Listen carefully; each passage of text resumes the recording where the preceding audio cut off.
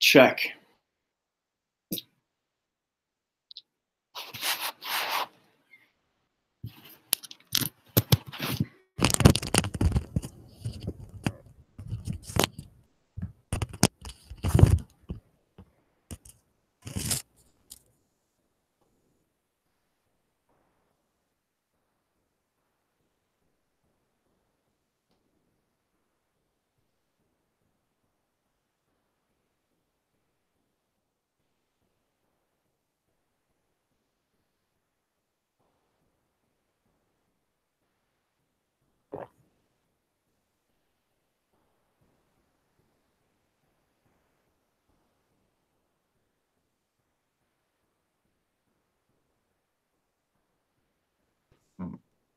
DJ, hey man.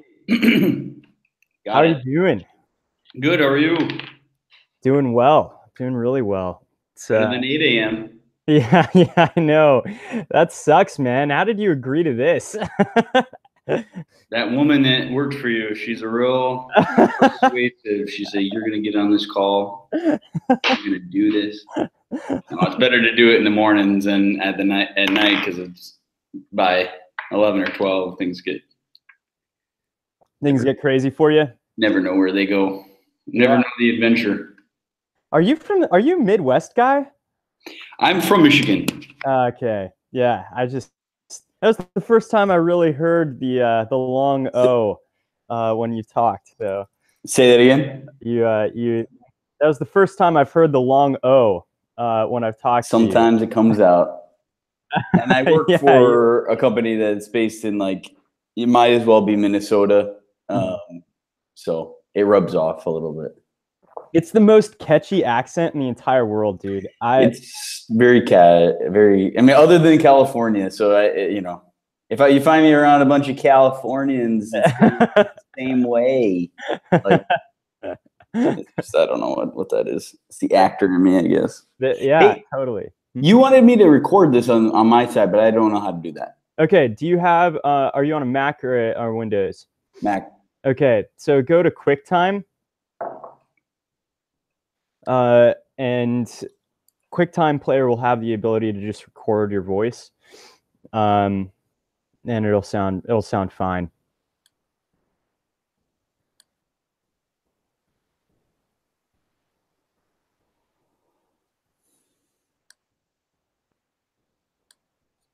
So then you just go to new audio recording. Yep. Huh. There you go. And just check it real quick to see if it's working. Test. 1, 2, 3.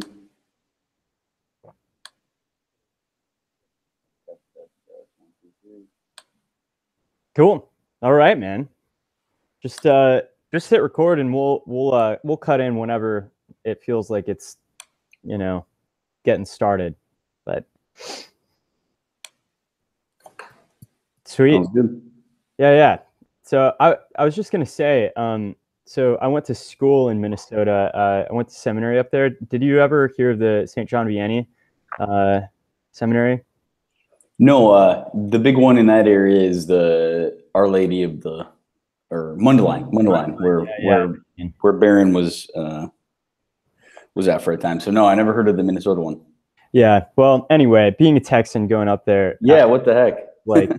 Huge culture clash, man. I was walking in, at that point I was the scene kid with like long side bangs, and like I'd been wearing eyeliner and like emo band kind of thing. So it was like huge Midwest culture clash. Like everyone's wearing flannel.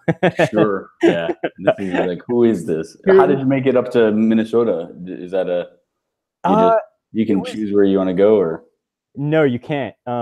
It was this kind of strange situation where the sexual sort of stuff that broke right before I graduated from high school, and just the whole Dallas diocese was kind of in this. It was locked in the legal battle, and the seminary was sort of a cesspool. So we, a bunch of kids that all like graduated from the same youth group, like basically got hooked up with this place up in Minnesota that was willing to like take pity on us and take us in while we were like, while that was all getting cleaned up. Makes sense. But I think there's a lot of that going on. Yeah, in the country. Seminaries are definitely getting clean, but it was, point being, I made fun of the Minnesotan accent so much because I thought it was so funny that I actually ended up like coming back with a Minnesotan accent unintentionally. Yeah, it's up there. You're starting to get more into Canada, so you're gonna yeah get a little bit deeper. Who's yeah. So why don't let's just get started. So it's great to have you on the cast, man. I've been really pumped to interview you since talking to Chuck, and I guess since the few times we talked, but especially now since like Paul is out, being the big deal that you are. It's I'm grateful that you're willing to condescend to be a part of this. Never. It doesn't feel like we're that much bigger, but I appreciate being here, dude. So, one, how did you land a deal with Sony Pictures for $5 million for a Christian film? Like, that's super crazy. Yeah, it was a fruit of a long journey. Our first movie that we did was a movie called Full of Grace, with ODB Films and Andrew Hyatt, the writer director. So that was it was an ultra low budget film we made, and had good luck, and we were able to sell it immediately to Cinedigm. So it paved a new way for doing films of faith that were done in a different way. I think we all, Eric Groth, Andrew Hyatt, myself, had a sense that like we weren't the market for any of these films of faith that were coming out. Like, yeah, to be honest, I probably the last film of faith that really impacted me that you would say is like overt in that way was probably The Passion. Yeah. And that's a very particular film, but that paved the way for doing religious films in a more artistic way, and in a more kind of what we hope is like more like reasonable, like the faith is portrayed in a reasonable and human way, just because it's something that we need for ourselves. So yeah, Full of Grace, I think, started the path, and then of course you get a great script, and that's pretty much the key. You have to have a great script, and that started the conversation with Sony and what would become Paul. That's amazing, man. So let's go back to like the genesis story of TJ Burden. At what point did you move from Michigan to LA to like strike out on your own and be like, big producer? Well, it was several little steps. Like I'm sure all of us and the people listening to this, it's like, and I don't know if I ever really knew what it was to be a producer. I was probably always doing it. And there are schools you can go to be a producer, but I did the School of Life, School of Hard Knocks. Nice, man. So Michigan to Loyola Chicago. Got a degree at Loyola Chicago. That was a really formative moment. I was doing, I was a theater guy, so I come out of an acting background. It was the only thing that I had growing up. I mean, we didn't have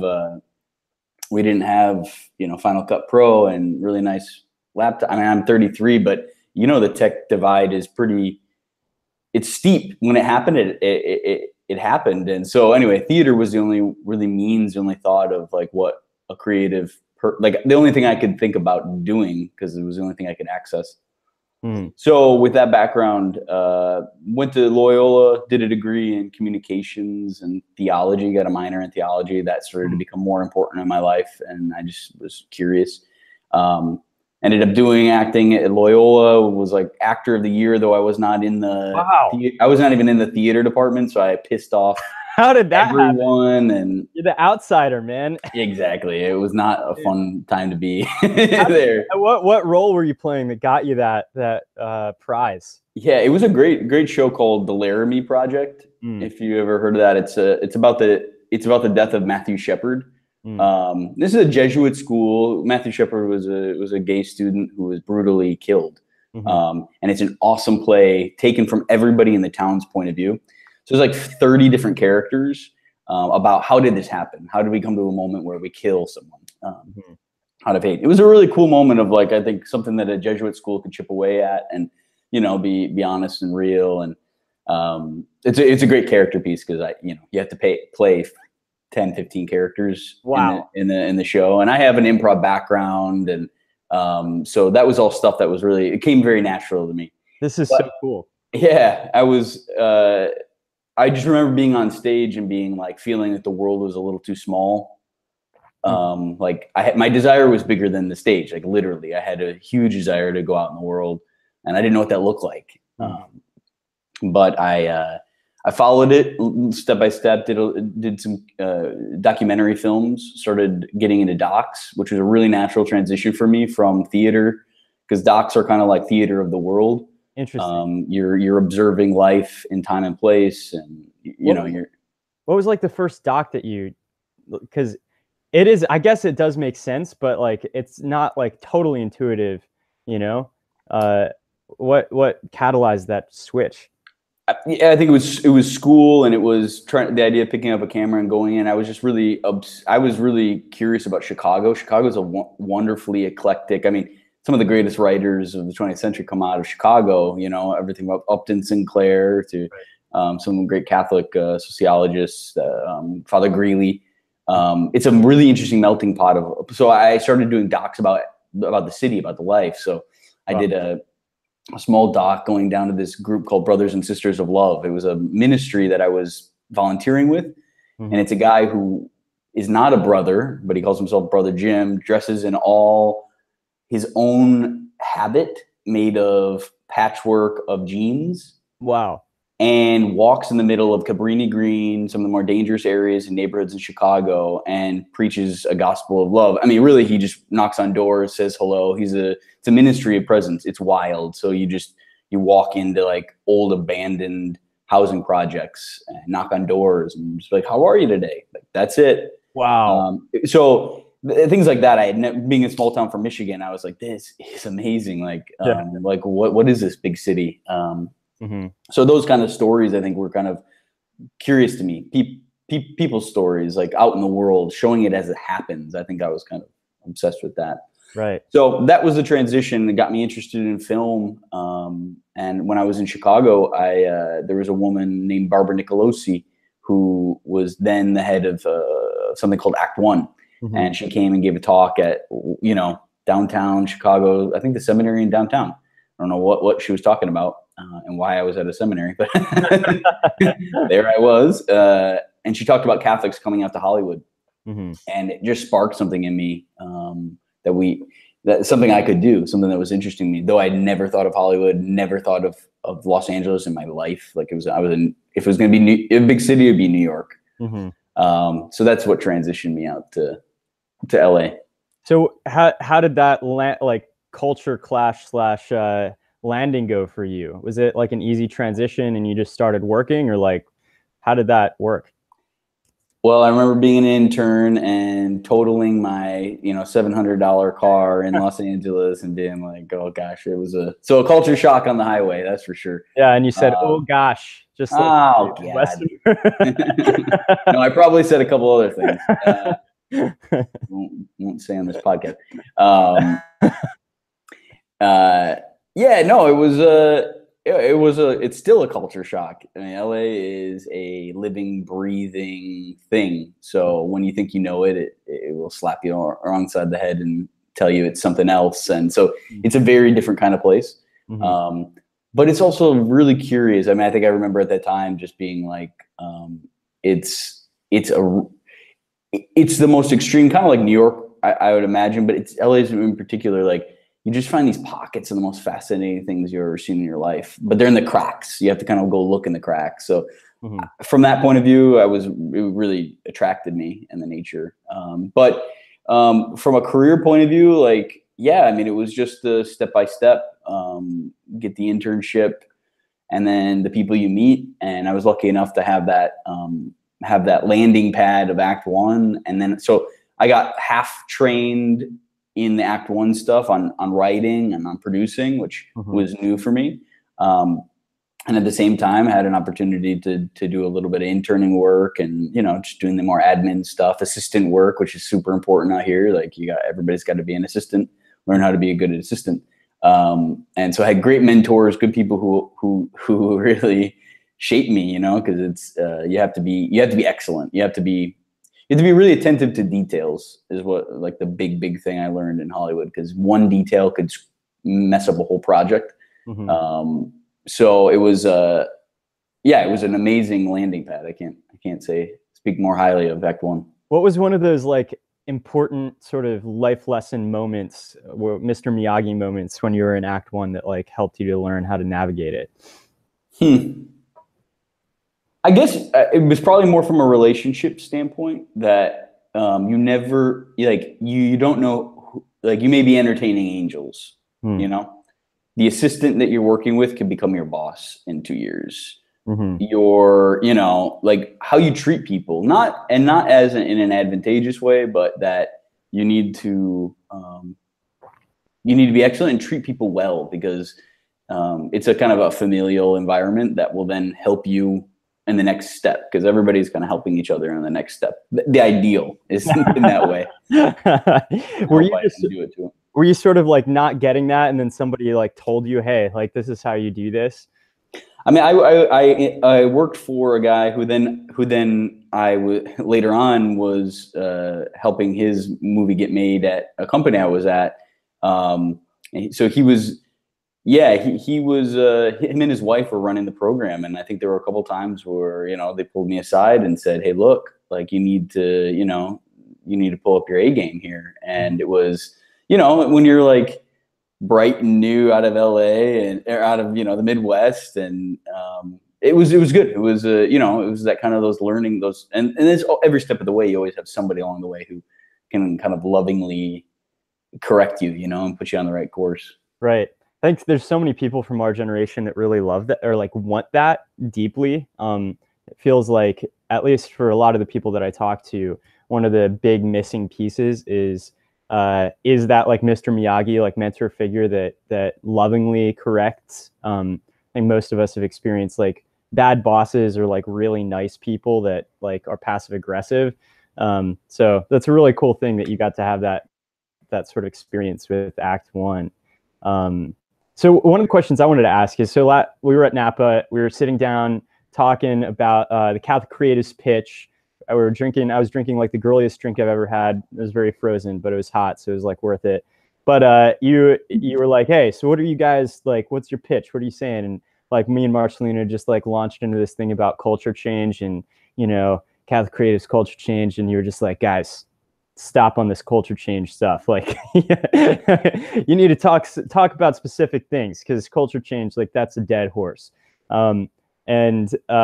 Since then, when we talked, you've been like, yeah, this is something that I really like want to talk about. So when you were there, it sounds like you kind of went down with some sort of like, we're going to culture change Hollywood. And that was a dream that like, right. Died. So could you? Yeah, it came out of, exactly. It came out of an experience, I think, of feeling like coming to LA, like with the, you know, brandishing the Catholic sword and being like, we come from this incredible high point and we're going to change culture. Like, and I think I've become disillusioned along the way, not disillusioned, but I think, again, corrected by reality that I can barely change myself. I can't change myself. So how would I change culture? Like, what are we talking about? What is culture?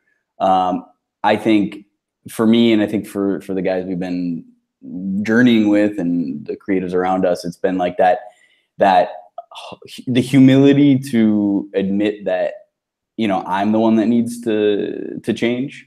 And then funny enough, like my own transformation, our own transformation becomes like more honest and real and human expression of faith, or anything else. Art that comes out of that becomes more honest. And so then we're able to draw people in an honest, real dialogue, also trying to learn from them. So culture, like I even think of like set culture, you know, when we're dealing with people who don't come from a very wide background of faith beliefs, and like I am not there to change anybody. Like my job here is to, first of all, run a great show, be excellent, but that excellent begets respect, begets a journey together, begets like us, like learning from one another. And that's an amazing journey, because then you have someone who, famously an actor on set, who said, like, I thought Christianity was BS, but he didn't say BS. And like, you were all like that. You're a bunch of BSers. And by the end of it, he said, but what you guys are living here, this is obviously something real, and this is honest. And was that on the Paul set? That's on the Paul set. So just to say, like, that's a long fruit of, and it's not a patting ourselves on the back for doing anything right or wrong, because it's also a very human journey where, you know, again, we're not there to change anyone. We're there to be excellent, to offer a human path for ourselves. And I have to give that credit to ODB, the ODB Films, the company that is the kind of production ministry behind it, because that kind of heart and rootedness in mission has allowed us to just, you know, to stay focused on what the real goal is, which isn't like just, it also has to do with the product, you know, it has to do with being excellent. So that's my, yeah. So could you give me story a moment that you're like kind of slightly embarrassed about, that where you were like operating out of the, like this is an example of like you operating out of the whole, like, I'm going to change culture thing? An example, that's a great question. It's hard. I don't think I have one particular thing that it was really a mentality of like, of coming here and feeling that like, or that like the fact that we belong to this kind of Christian camp, was going to be a saving grace, which it's definitely true. It's nice. It's great to have comrades. It's great to have friends who support you, and you need that. But when that group doesn't allow you doesn't push you to be the best artist, the most dynamic person that you can be, I think that's, you know, that was a sign for me of like, I was becoming insular. So it took me meeting some new people and different people, and people who challenge my point of view. And then, you know, it all kind of comes to a head with like a moment of like feeling like I went from one of the most conservative places in town to one of the more progressive places in town, working wise. And both were, I mean, they made excellent movies, but I felt like I had lost the kind of reason why I was out here, and so why did I come out here? What is my driving, what's the heartbeat of what I do? And then I saw Tree of Life, Terrence Malick's Tree of Life, and it blew me away. And it kind of recalled me back to center, recalled me back to like, oh, this is why I wouldn't have been able to articulate that to you 10 years ago before watching that movie. But that was it. It was like transformative beauty. Like that experience to me is everything, because that goes beyond our own little fiefdoms of on the right or the left, or Protestant or Catholic, or, you know what I mean? Like that kind of moment of beauty that's held up. And I get that that's not the most commercial film in the world. And I love it though, dude. Yeah, I think there are a lot of people in this space that do appreciate it. And I'm really heartened to hear that, because I think it's a good sign. It's a good temperature taker. I think we need, like, we ourselves as younger creatives, like we can't, I mean, that took him a whole life to get there. Yeah. So I think there is a sense that we all are kind of chipping away in the Malick, school of Malick, I call it. right. which is great. I think we need to, and he's very edified by that when I told him that. But I think we need to make stuff at this moment that's works and is viable in the marketplace now. Yeah, like has to make money so we can do another one. That's the thing. That's also part of the reality thing. That's kind of like a cold splash of water wake up call. So yeah. For sure though. But I mean, it sounds like, so you went from this very conservative Act One like culture to working in a like very progressive, was it like production company or something? Yeah, it was another production company. It was called, and there were a couple of steps in between Act One. Act One was just a launching pad. So I worked for a number of companies marketing documentaries, always trying to elicit a Catholic response to either documentaries or feature films. And then went and worked for over at Participant Media, who did Waiting for Superman and Inconvenient Truth, and they were into the sort of progressive American progressive politics thing, but it was also education. So I felt like that was a really healthy place to land, because I think that's also something as Catholics we talk a lot about. Did you have this experience of like sort of having a lot of your bubbles like break, or boxes or sort of categories that you put like people in break? Because I feel like every time that I've most of the people that I talk to in this space have gone from like a conservative upbringing. This is me for sure. Like this was my going into seminary actually, where you know, Texan, I'd been very like built to be a juggernaut, like argumentative defender of like republicanism and the Catholic Church. And then like I went and studied philosophy in a really liberal college. I was in seminary, but like the college itself was really liberal. And all of a sudden I was like, liberals have like freaking awesome points that like are actually smarter than the points I have sometimes. I don't know what to do with that. And it just broke down all of these sort of barriers that I had of like, we're going to save the world, and then turned into this kind of, I lost my ground for a long time. I had to figure out like a new worldview. So is that part of that experience for you? Yeah, I think that's really well said. Like, I think, and it's healthy, I think, when the ground kind of shakes, you know, or the bubble bursts. I think it's continually happening, but it's good, because then it makes me take my own positions more seriously. Like I can't just defend an ideology that I may be good or bad, but like what are the reasons for it? Like, and also to learn from other people. Like I totally have been edified on both sides. And I think it's, as Catholics, like it's interesting because I think we are the ones that kind of can take in all those data points, right, and retain the best and grow from it. Like I think as Catholics, that's sort of like the number one tenet, is that like, you know, you can't pit us down ideologically. We're learning from everything. We're taking the best and growing from it. So yeah. So I guess it's just hilarious that like your thing is like, we're not changing culture, and somehow you're back in with ODB and like doing very successful like Catholic Christian films. But it sounds like now from like a really different paradigm. Like how did you end up coming back into working with like religious content? Yeah, so it was sort of, you know, what one note I'll just put out there is like, you know that this path is for you when it like continues to pull you in. Yeah. Because there's a heck of amount of hustling that you have to do, that I've done to like make things happen. But like if things are meant to be, like it literally will draw you back in. So I had sort of departed completely from Hollywood. I had moved up to San Francisco, was going to start, was in the startup culture up there, had done a lot of, was doing some business development up there. And in the meantime, we had developed what would become Full of Grace, and the script that would become Full of Grace, and had met Eric at ODB Films, which was outside the box. It is a nonprofit ministry that was historically for 10 years making short form video content for the young church. So that was their thing.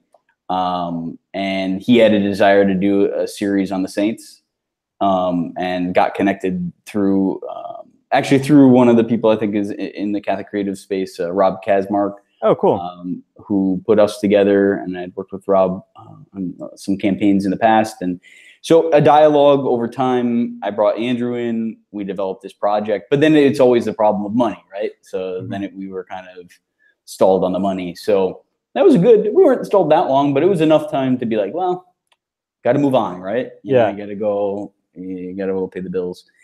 So, but again, Eric's faith in knowing that the money would come, that eventually it paid off. And so it happened. So right when I was about to sign with another company,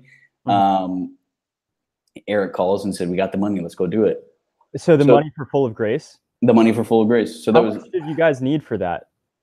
I think physical production, we spent like $350. But then with editing, probably went up a little bit, but it was, let's say it's under $4. And then you get it all incrementally as you go. And then that one, like the story with that is like, we didn't even know that would be a feature film. Like at that point, ODB was dedicated to making short form video content. Right. So we were going to do like maybe 3 20-minute, like longer shorts. Right. And just do it excellently. So we had a real casting director. We just treated it as if we were making a feature. But at least in the back of my mind, I knew what the job was. It was not. I mean, we didn't have the pages to make a feature. It was 60 to 70 pages. So we're like, we got on set, had an awesome cinematographer who we would work again with Paul, Matteo Madrazo.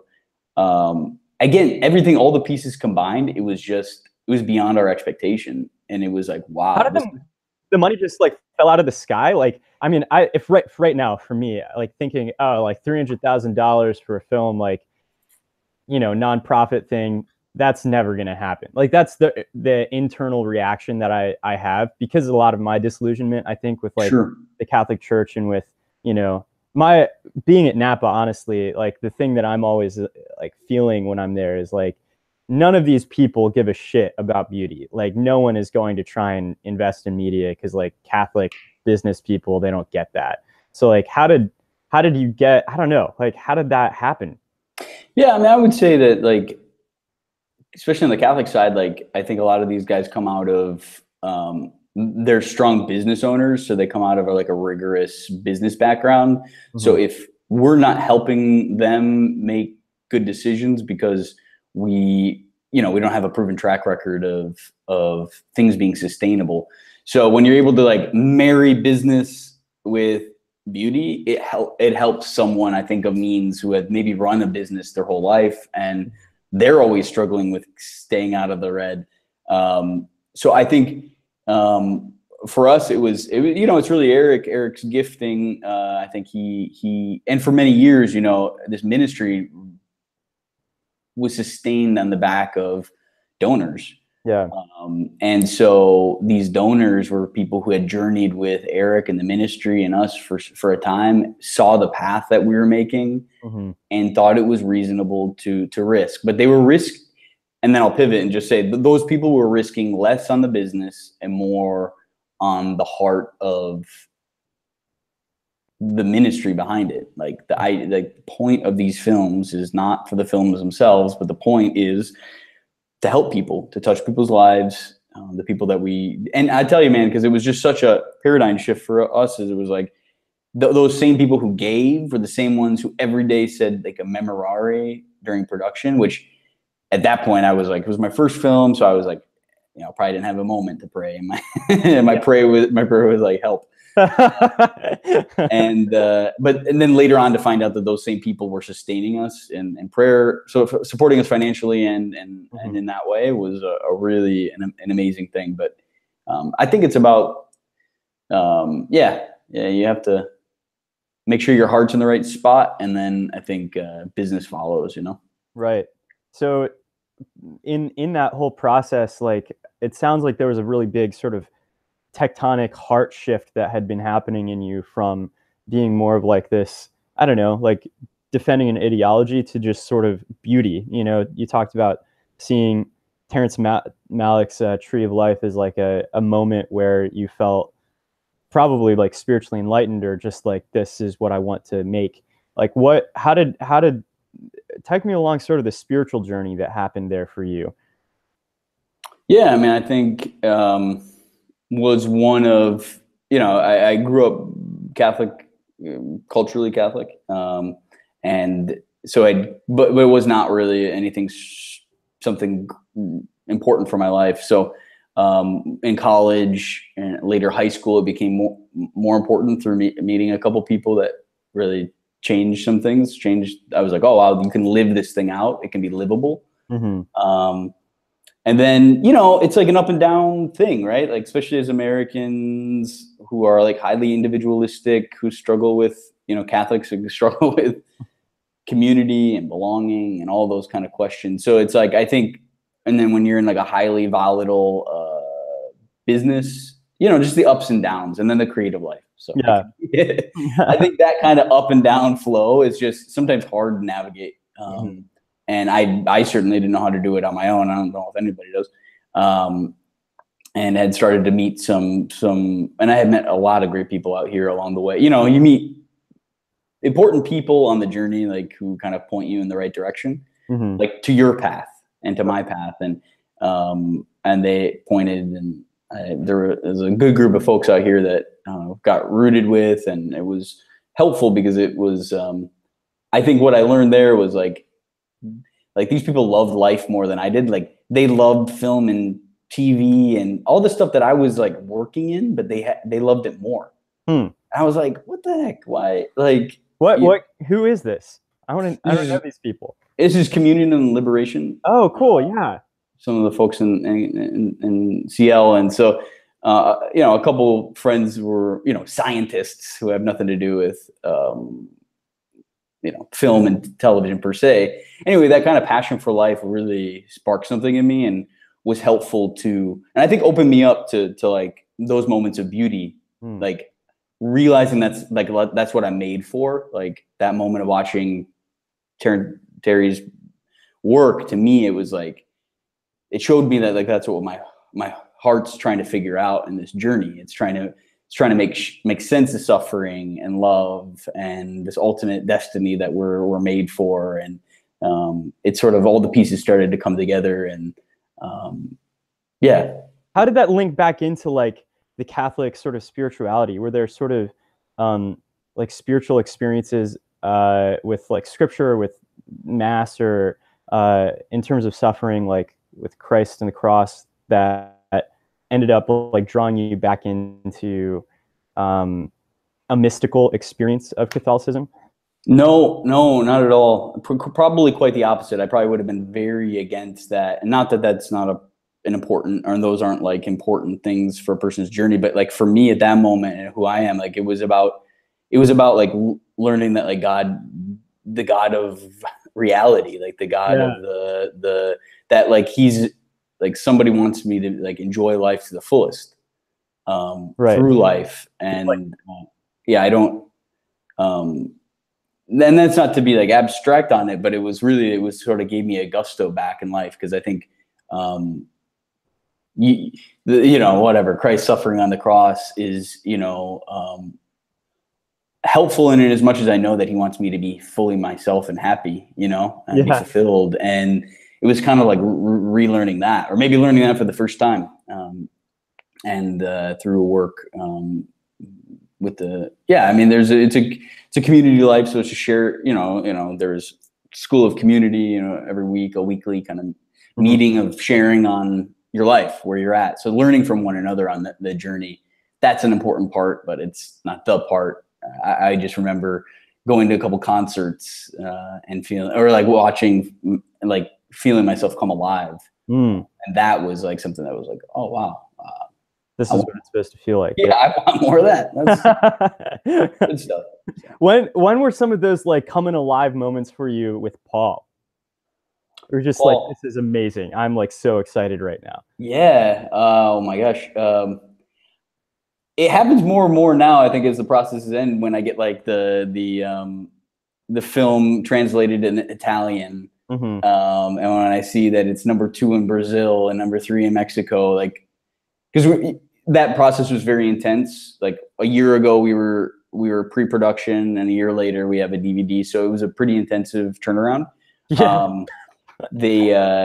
Yeah, it was. Yeah, I talked to you. Crazy. I talked, like, when we met you. It was around the last summit, and you were like, "Yeah, we got this Paul thing happening." And then, like, next time we talk, you're boom, it happened. You're filming in Malta. So that was amazing because, yeah, exactly. You go to Malta, you know, you make a movie with a studio, like all these things that I didn't know what it even looked like, and then to see your product go around the world, you know, to see people take pictures in the airplane. It's on United right now, so you can watch the movie in United. You know, like things, like little things like that, where you're like, wow, this can reach anybody. Like, that's what made me really excited about working with Sony. They're great. They helped the story incredibly, but they helped on the distribution side, marketing side. They're great, and so they got the movie, you know, everywhere. You know, and then I think relationships along the way, you know, you meet these incredible people, actors, crew, and those are also moments you're like, wow, this is, I mean, that may be a story bears repeating, is during Full of Grace, I was able to show the movie and meet Pope Benedict. He was then emeritus. So met him in the back of the Vatican Gardens, just me and him, and had a little conversation, and it was a crazy, surreal moment. And he, you know, what came out of that conversation after telling him everything that we were trying to do and hope to do, he was just saying, what came out was like, you're going to meet people in your work unfamiliar with Christianity in their workplace, on set, you know, like people who, and it's true, like people who have reference point is almost nil. And then you'll have a product you can share with the world. And it was like kind of set us up for like what was like, you know, like kind of like, yeah, that's exactly what we're doing. That's exactly what we want to do. Less about the movie, more about the people. So they're vehicles for us, you know, to just, you know, be in relationship.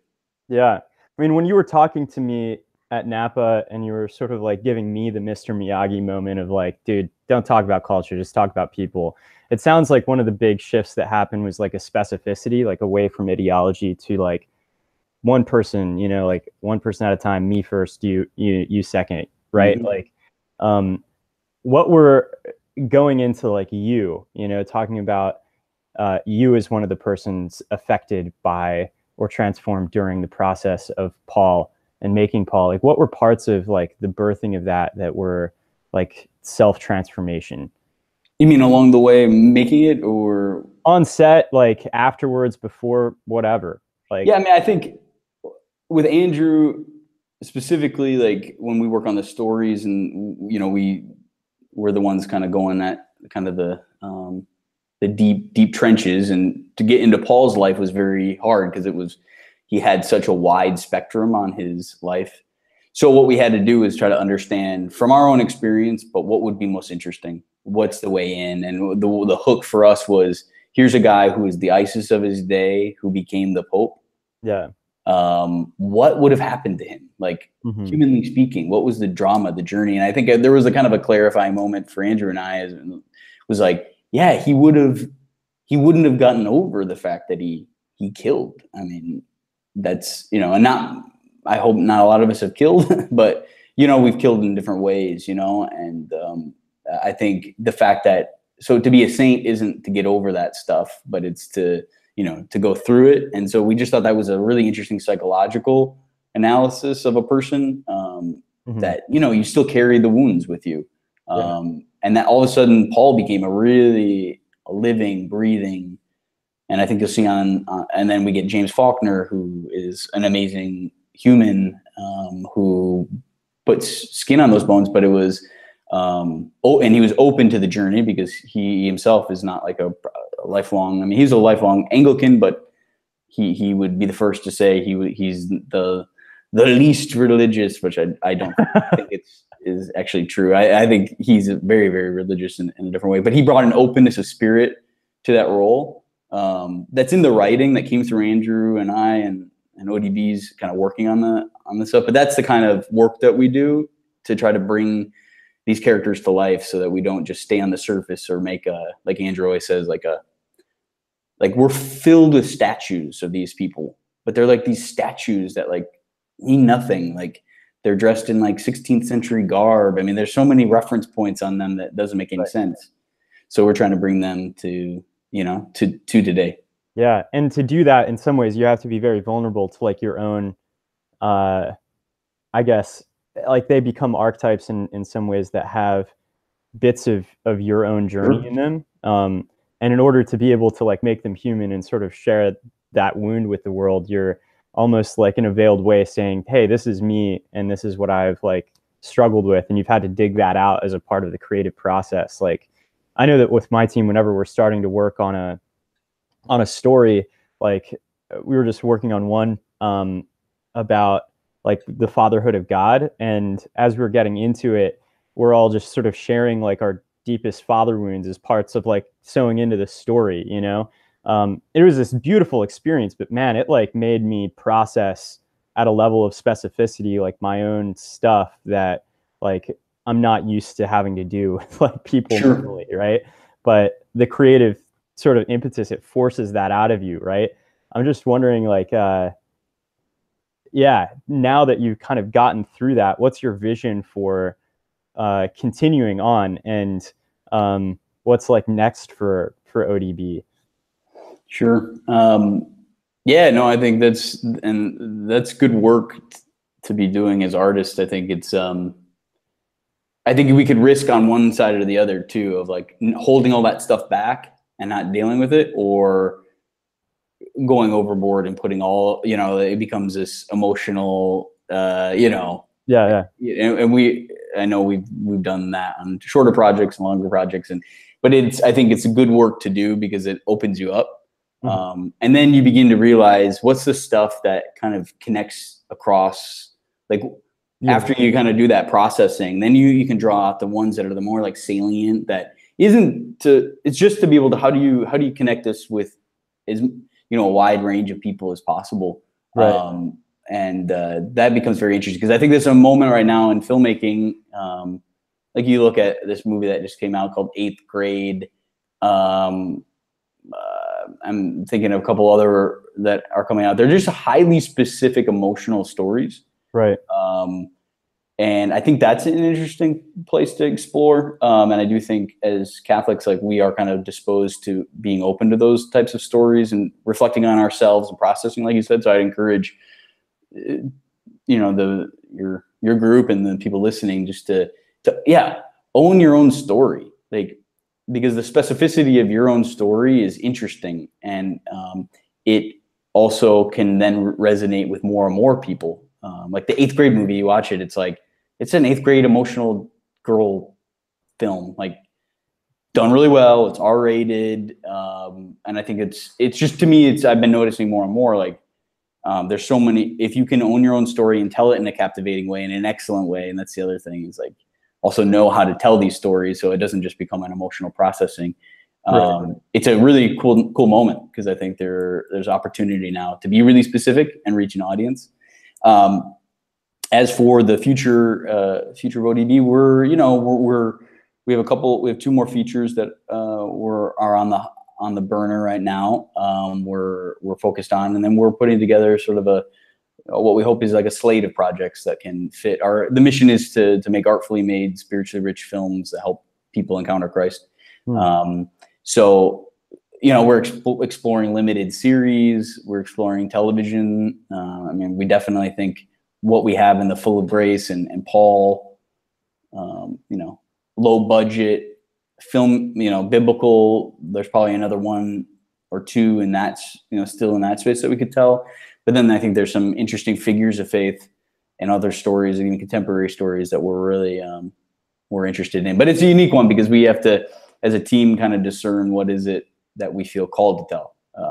Because there may be the right thing to tell, or like the right the market opportunity, but you know, we don't follow just that rule. So it's this funny balance of trying to do marketability, you know, that is such a funny thing with faith. So it's like, you gotta, and at the end of the day, you just kind of have to trust your gut.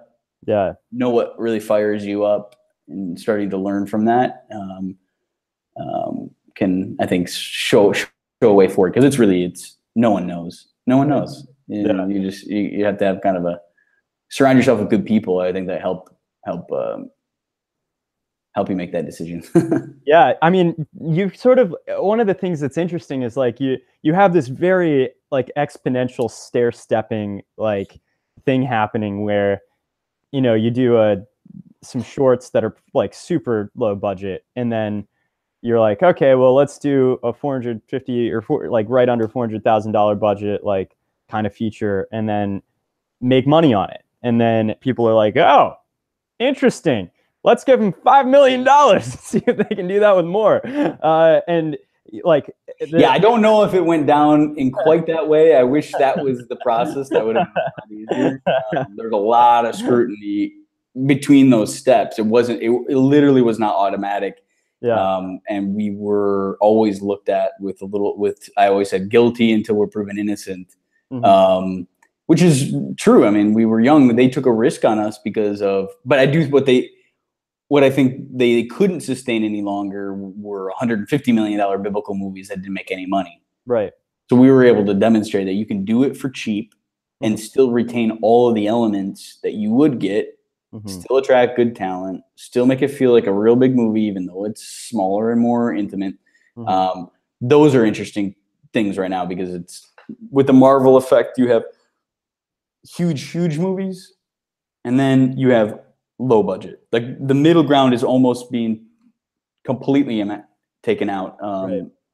Amazon and Netflix are kind of stepping in to that in-between space because they can. But more and more, it's even when I was talking to Terry Malick, he was shocked on the $5 million budget that we were able to get that kind of level of quality out of that. And that's a testament to our production designer and cinematographer, the guys who like probably don't care so much about the religious element as much, but they love that we kept our artistic bar so high that they went after it. They gave all of themselves to it. Because I mean, that's why everybody's in this industry. Right. They want to be a part of something beautiful, You want to get away with something that everybody's like, I cannot believe that you guys pulled that shit off. Like, and there's this sense with Paul on all of the levels of like how fast you were able to put it together, like the level of production, and like getting the people that you did, having the actor, like a main character, switch up right before the shoot. Like that's right. There's a lot of things about it that are just this crazy adventure. Yeah, it's crazy. And then you think of Eric and ODB Films they're based in Chicago in the western suburbs. Like it was Eric and his wife for years running what was outside the box. So you have a mom and pop shop who then goes and works with a studio. It also was his, every step of the way, I think, for him to say, this is putting the ministry kind of at risk, right? Yeah. I mean, Paul could have fallen apart at many points in the journey, but risking on, and I guess probably this ties back to, is that faith, like certainty in what you're doing and what you feel like you're being called to, because it's a greater purpose and mission than yourself. That's what Eric always would kind of like keep the high bar for us moving towards, but wouldn't have happened if you didn't have someone along the way saying, go, Right. Continue. Right. So now, like what it seems like there's a lot of open road and there's a lot of opportunity that there's a difference between like being in this place where you're just having to prove yourself and you just got like, a couple shots that you're like focused on. But when you have a much bigger open road and you're like discerning between potential things, like there's a different challenge in that. Like saying no to really good ideas that you would have like died for many, I guess it's like a year or two ago. What are you doing just internally as a team now to like come back together and like transition to being at the next level and being able to play there? Like what sort of spiritual practices or craftsmanship practices, what are things that you're doing to change your life to like play at that level?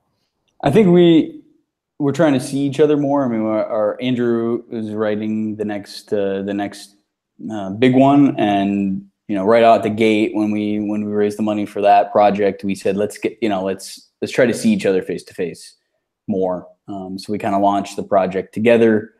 We took a big company trip together, which was amazing. And we all went abroad to explore more about the story together, which was a super generous, beautiful experience. But at the heart of that was like, we need to commune more together. We need to because these journeys are they're so difficult. Like the process is really, it can be a stretch for an individual person. So it's nice to be able to, celebrate together, exactly, pray together, be together, so that, you get that eye to eye thing going on. So I think we're doing that more. And just, watching everything that we can, feel like we're pretty well watched and read people, but I think especially to play at the level that we want to play at, next, like we need to, exactly make sure that we're watching everything that's on HBO, that's everything, the new Netflix show, we're watching that, so that we have a taste for what's going on in the market. Right. So one of the things that I think is really interesting about your story is that you met Andrew and it's Joanna, his wife. Yep. At while you guys were all interns together. Is that correct? We were actually at another company in town called Empower Pictures. Steve McAvee is the producer of Passion of the Christ's company. So we had done a couple movies together over there. I was in the marketing department. Andrew was the head of development.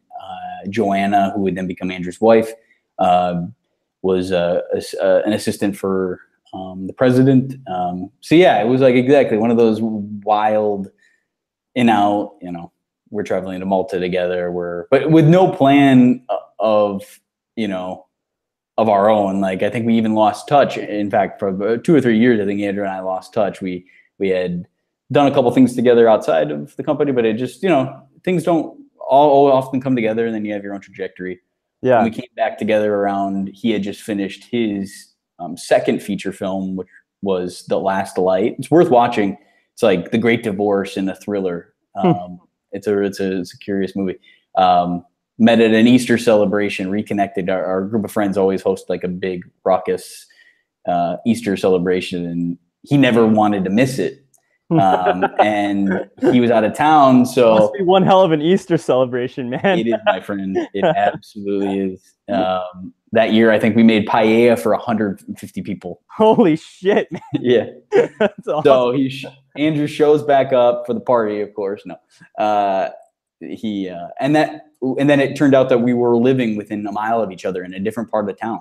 Wow. And so it was like, again, one of those moments you pay attention to and be like, okay, so obviously there's a design here. And his story is really dramatic. You should get him on the show too. I think he can speak to a lot of the things that you're talking about, because he was literally on the way out of town. Like, he was done. He tried everything. He had made 2 feature films, but had bottomed out. This is all stuff that he says. He had a child on the way. And so they literally were packing up their car and were driving to Spokane, Washington. And he gets the call from Eric saying, "We got the money." That is so nuts. So nuts. So we were all kind of disparate and kind of on our way out. And then it brought us back together. We shot that movie in Los Angeles. He was kind of homeless with his family for, I think he said he slept in 35 different locations in Los Angeles during that moment. And this is his 3rd film. It's not like after 15 years in the business, it wasn't like he was an intern. Yeah. But again, the things you do for beauty and for love, it's a wild, wild thing. Yeah. But there's also this sense of like saints are all made together. Like, you always see these little pockets where like all these, they know each other. Like Padre Pio and Mother Teresa, like there's always, they always sort of like crop up together, and in the same way, like these kind of anointed friendships are every place where I see really awesome work happening. Like, you see a group of like 3 or 4 people that are really close, that have kind of gone through the crucible together, and that have like figured out how to get through conflict and be in relationship, and like they've all figured out how to grow together that way. I think that it's a kind of a testament to, I think, one of the beliefs that we have, which is just that, you know, these close friendships, communities where people are actually genuinely being intimate as friends, those are going to be the places where the best kind of work and best kind of like beauty is made.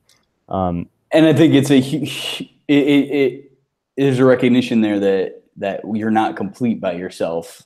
Right. Like, there is no creative person who has it all together or has the full package, right, of skills. So we literally need one another to be whole. Like, and I think that's the lie sometimes in the work that we do, is that like, you're self-sufficient, you should be able to do everything. Oh, yeah. It's never the case. So to be able to lean hard on the people around you is like, it's a beautiful thing.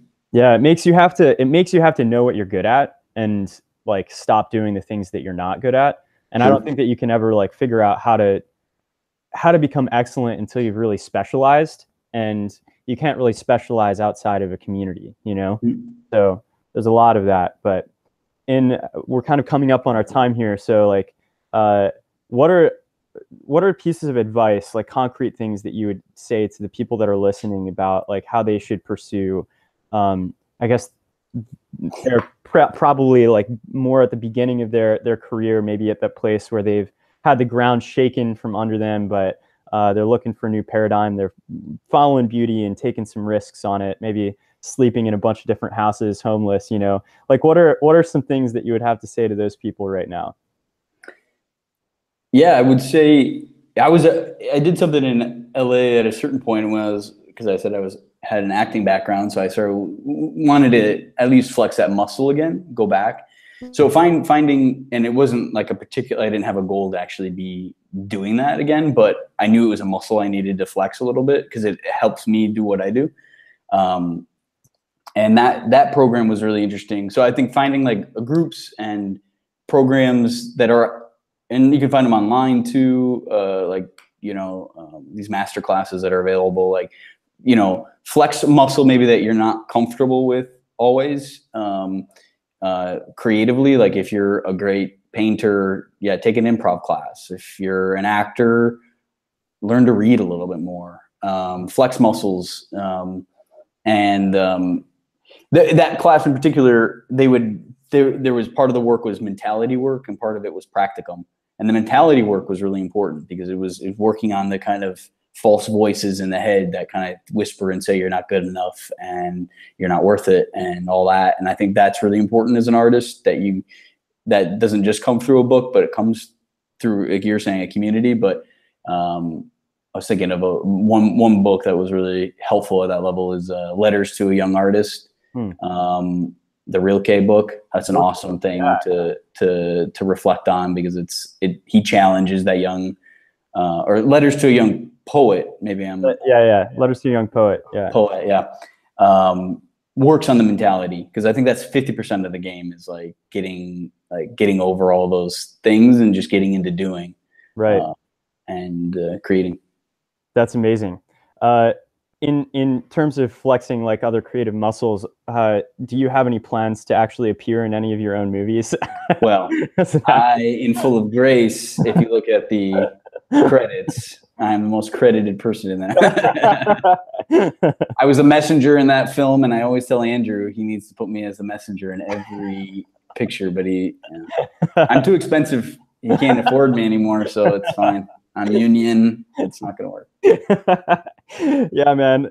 You got to build in a cameo. If you got the actor background, like just one thing for all of the people who know you to like laugh at you, like exactly. Yeah, you know, it's like or I think in that movie Full of Grace, I was the angel voice that we distorted and put into like you would never notice it, but that's amazing, dude.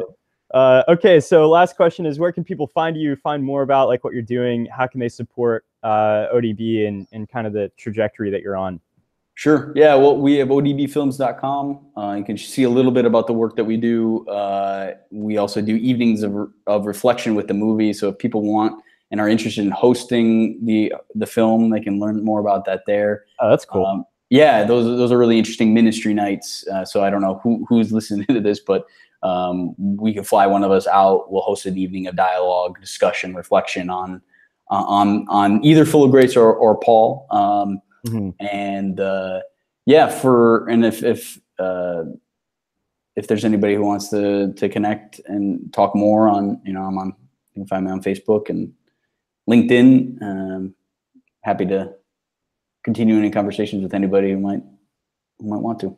Yeah, and thank you so much for Mr. Miyagiing me and for doing that for the rest of us. So really appreciate that, dude. Thanks for the conversation. So yeah, appreciate it. I'm gonna stop the broadcast.